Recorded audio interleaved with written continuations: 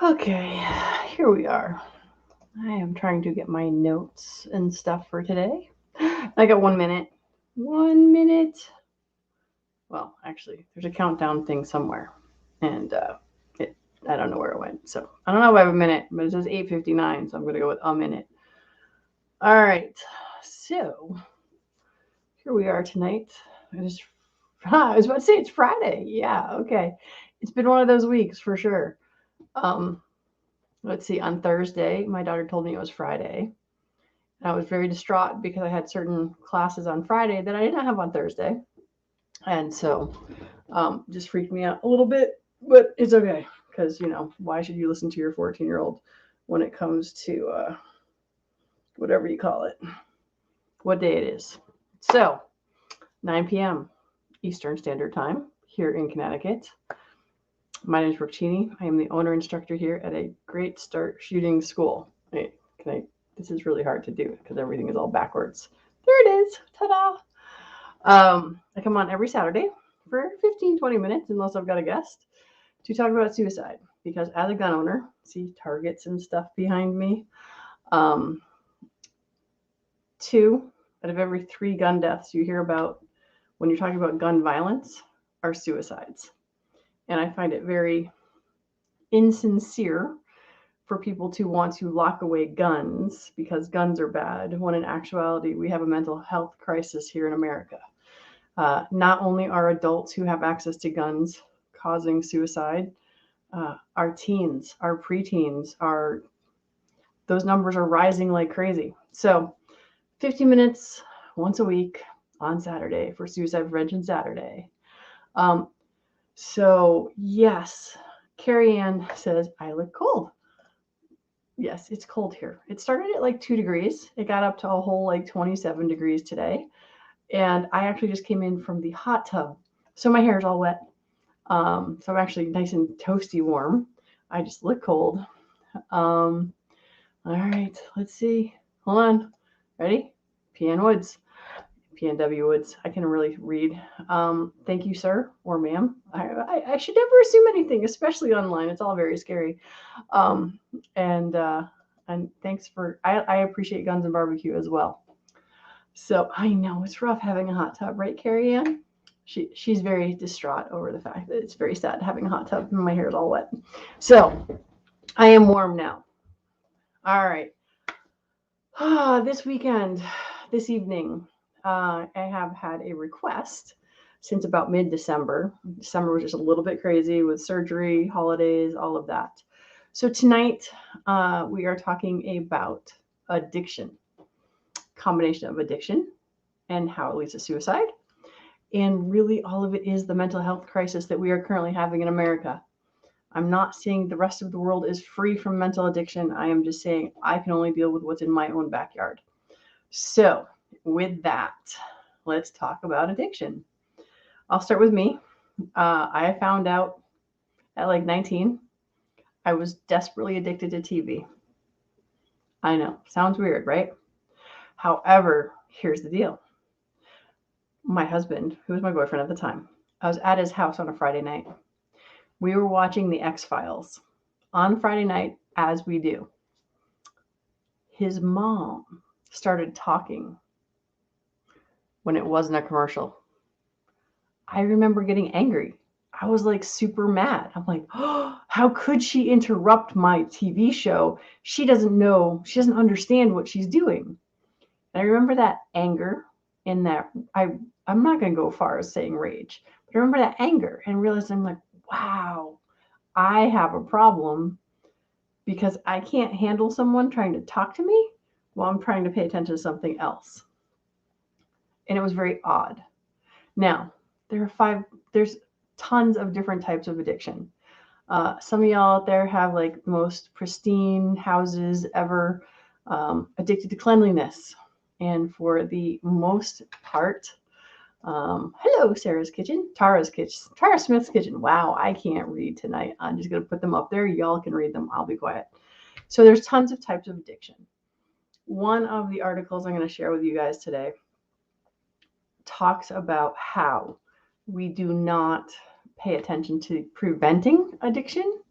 We're really focusing on the poor person who is already down in the throes of maybe losing their job, maybe losing their wife, their sibling, whatever. Um, so, types of addiction, most common that we hear about, right? Drugs, alcohol. Now, however, we have this, right? Screen time, another type of addiction we're dealing with. There's sexual addiction. Um, there's tons of different types of addiction. Like I said, I started out with the TV thing because really and truly, I did not, I didn't handle stuff well because I was so wanting my TV show, which sounds lame, but it was an emotional imbalance that I noticed. All right, so guy that comments, because guys that comment should comment. Anything it gives a dopamine is addicting. Addiction runs in my family. You name it, we got it. And knowing you're predisposed is super important. I have a 14-year-old and a 15-year-old. My mom was alcoholic, high functioning, loving, wonderful woman. And my dad was a drug addict, also high functioning, wonderful man. But like for the longest time, I just thought my dad was moody. I had no idea that he had a drug problem. So because of these two things, I do tell my kids, like, here's the thing. We already have this in our family, and we already know that it can take people down the dark roads. My father had the drug addiction, and he was also suicidal, as I've shared with you guys in the past. And which came first, the chicken or the egg? The mental health problem, right? Because whether you're looking at alcohol addiction, drug addiction are the most well known, so we're going to try to stick there, versus stamp collecting addictions and stuff like that. Drug addiction can start out one of two ways, right? One of the things that's getting a lot of headlines, which I'm not sure how it works. I haven't looked into it a lot, but if I break my leg and the doc gives me painkillers and I get hooked on them because I love the feeling that the painkillers give me. My pain goes away, but I still want the feeling that the drugs give me. So that's one kind of addiction, right? And I'm addicted to the feeling. Now, there's others like my dad, total adrenaline junkie, and he loved the feeling of whether he wanted to be up or down. He could just pick something out of his bag and decide to go one place or another. So the feeling is what we're talking about when we're talking about addiction. Alcohol, drugs, sex, any of it. And well, like in guy the comment said, anything gives you a dopamine response. So what do all of those addictions break down to? Feelings, right? How do we feel? How can we make ourselves feel? Well, as someone who's been in self-help, counseling, all of these things, it really boils down to you being responsible for how you feel, right? So the addiction is trying to fill or change something within us. So I take a pill, makes me feel better. That's easy. Doing the actual emotional work, the work that has to happen up here for me to feel good, is a lot harder. And we like that instantaneous, oh, I'm going to have a glass of wine. Oh, I feel better now. When in actuality, or smoking. Oh, I know some of you out there have that problem, right? So smoking, Tony Robbins does a great job. It's like, all right, ready? Shoulders back, sit up, take a big breath in. What are you doing when you're smoking? You're actually taking that big breath in. Unfortunately, you're throwing a bunch of chemicals in there, which enhances that big breath in. But imagine for a moment, instead of picking up that cigarette, someone said, hey, Brooke, put your shoulders back, take a big breath. Notice how you feel. Versus, oh, well, we need to have something, whether it's a cigarette, a pill, a drink, whatever it is, to change your state. Tony Robbins does a ton of this stuff. It's like jump up and down, movement, right? If you jump up and down, you can't be depressed. You can try to fake it if you want. You have to work really hard if you jump up and down and stay depressed. So we're not taught how to manage our mental skills. and our emotional skills. We're dumped on like crazy, right? Whether you are here, Facebook, YouTube, wherever you're watching this from, above me and below me, there's more information. Some of it might be cute panda pictures or kitties or dogs, but some of it's going to be people pissed off and angry and arguing. And we are taught so many things in passing, in that Brooke better not say something that pisses me off. And we aren't taught that your happiness is your job. No matter what I say or do, you get to choose how you react to it. And we're very much in this, right? You did this to me. I love the fact that if I'm pointing at you, I've got 3 fingers pointing back at me. That's one of my favorite little things that people remind me is like, when you're pointing at somebody else, you're pointing 3 back at you for the one you're pointing at someone else. So, addiction, trying to field stuff that, again, like Guy the comment said, dopamine, dopamine, dopamine. We are little dopamine addicts, regardless of which way we take it. Oh, ready? Some of my girls are going to hate me for this, but some of us love essential oils. We just go like, okay, and it makes us happy. Now, is that a good addiction or a bad addiction? I'm not sure, but it changes how we feel. All right, so that's a long bit of, it's been 10 minutes. I'll try to get this wrapped up quick. Piano Heads talks about kids are literally addicted to their phones now. Too much dopamine, right? So you and me, well, me, I'll talk about me because I don't know about you. But I will go to Facebook. I will click on what my stuff is in the corner. If anyone mentioned me or shared one of my posts, I'm like, yay! And then I go click on it.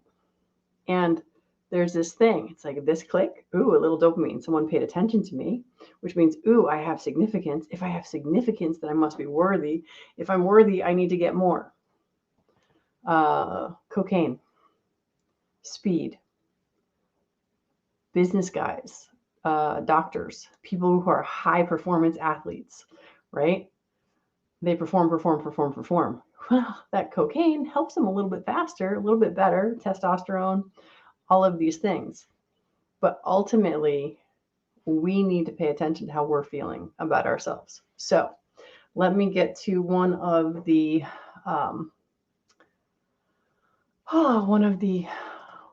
articles I want to share with you tonight. Of course, if it will actually go to the article I want to share with you tonight. So this is called Heroes in Recovery, and let me share it with you. I'm going to disappear here for a moment if I can get this to do this properly. Ta-da! The Heron Project, Project Purple.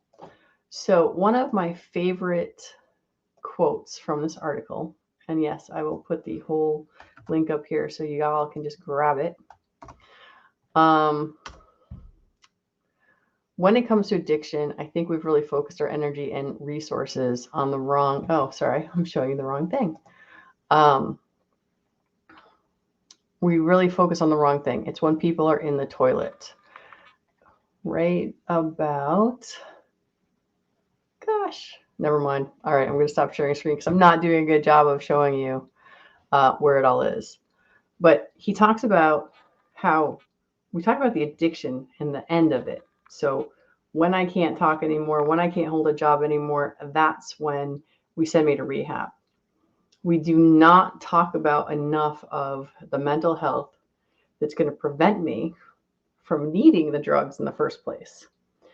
Because it's very hard to prove something that didn't happen.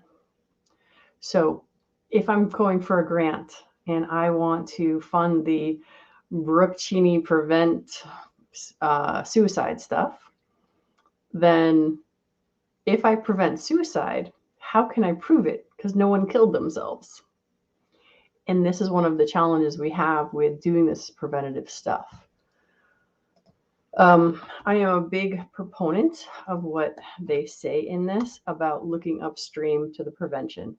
The challenge is, again, when we try to get funding for preventive measures, it's super hard to prove that we stop something from happening. happening. There we go. I can speak today a little bit. So looking upstream, not just looking at, ooh, they're addicted. Now what do we do? Because that's where most of the research is. It's, oh, how do we healthfully get our dopamine? How do we healthfully figure out that we are worth something and that we should be doing something good for ourselves? So that's kind of the big thing, is looking upstream, realizing that meditation, number one thing that has been proven time and time again to actually change lives. And it takes this much information to actually sit there and just go, I'm breathing. I am still breathing. Count my breaths up to 10, 150. Something as simple as that a teacher, a parent, a kid, a friend could talk to someone about.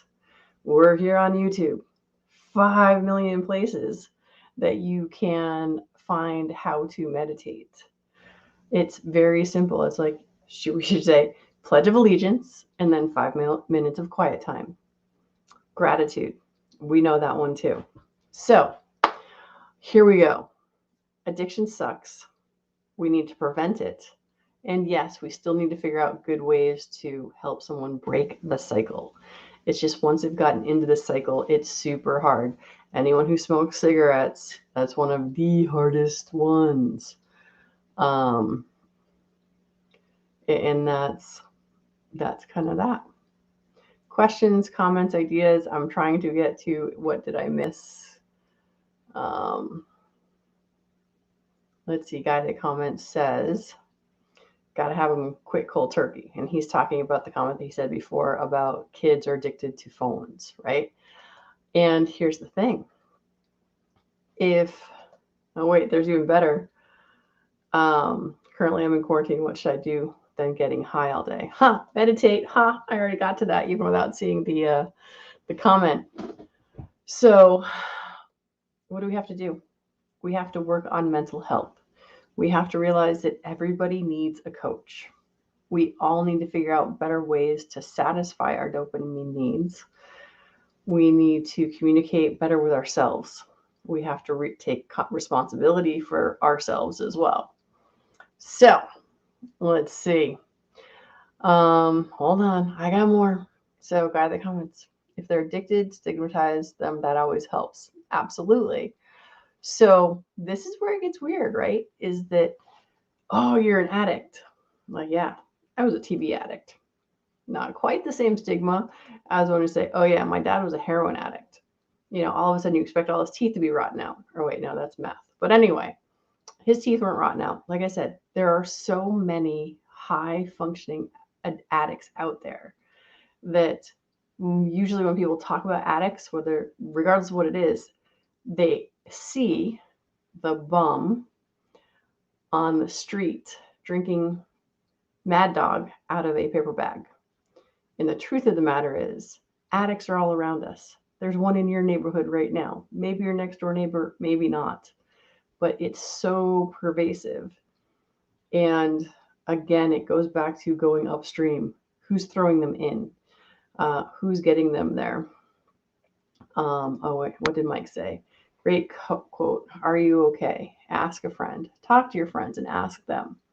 And here's another really important thing is, honestly, if you're having a bad day and you reach out to somebody else and find out how they're doing, it helps pick you up because you're doing something to serve someone else. We talk about self-help on here as well. And it's one of those things that's super hard because a lot of us are just strong and I can take care of anything and I'm whoever I am. It's always good to reach out and try to help others. And it usually helps you as well. I don't know if that makes sense. So what was my last one? I'll try to get out of here. I do try to keep these shorter and we're already at 20 minutes. All right. I teach with kids with behavior disorders and teach breathing before any SEL type of stuff, social skills, behavior stuff. Breathing is key. Yeah. Oxygen is super important for your brain. When we get tense, because I teach shooting, right? one of the things I teach all of my students is they took a shot, make sure they take a breath. And like, I'm breathing. I'm like, no. Take a breath. Give your body oxygen. As soon as you lower your oxygen, your body starts to stress and freak out. And if you're breathing really shallowly, you're actually increasing your anxiety. So, breathing, a meditation. There's 2 things that you do every day. And you're like, but Brooke, I don't meditate. Like, yeah, you do. Every so often, you're spacing out. You don't even realize you were meditating. If you do it consciously, you help chill your body, allow some of that anxiety, frustration, anger to go. And you don't need to reach for that cigarette or whatever is your, what's the thing? I'm on crutches right now. So a crutch, for example. So there we have it. Addiction sucks.